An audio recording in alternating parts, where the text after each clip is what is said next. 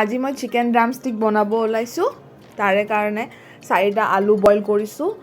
chicken boil কৰিছোঁ chicken boil কৰাৰ পাছত চিকেন আৰু বোনখিনি মই সেপাৰেট কৰি লৈছোঁ যাতে মই চিকেনখিনি ভাল কৰি আলুৰ লগত মিক্স কৰিব পাৰোঁ এয়া আলু মিক্স কৰিছোঁ ধনিয়া দিছোঁ পিয়াজ দিছোঁ জিঞ্জাৰ গাৰ্লিক পেষ্ট দিছোঁ গৰম মছলা দিছোঁ চিকেন মছলা দি কিনে মই এটা পেষ্ট বনাই লৈছোঁ এইটো দেখিবলৈ এনেকুৱা হৈছে পেষ্টটো তাৰপিছত মই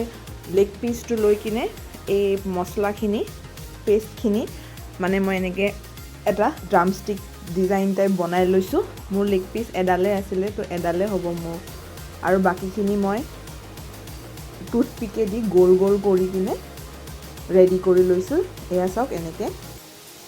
এইখিনি এতিয়া ফ্ৰাই কৰিব লাগিব ফ্ৰাই কৰাৰ কাৰণে মই প্ৰথমতে চুজি মেৰুৱাই লৈছোঁ চুজি মেৰাই কিনে অলপ কণী মিক্স কৰি লৈছোঁ যাতে দেখিবলৈ ৰেষ্টুৰেণ্ট ষ্টাইল হেন লাগে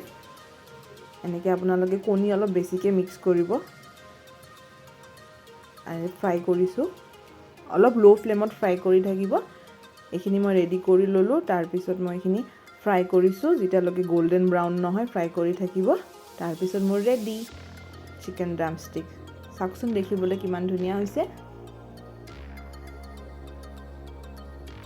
থেংক ইউ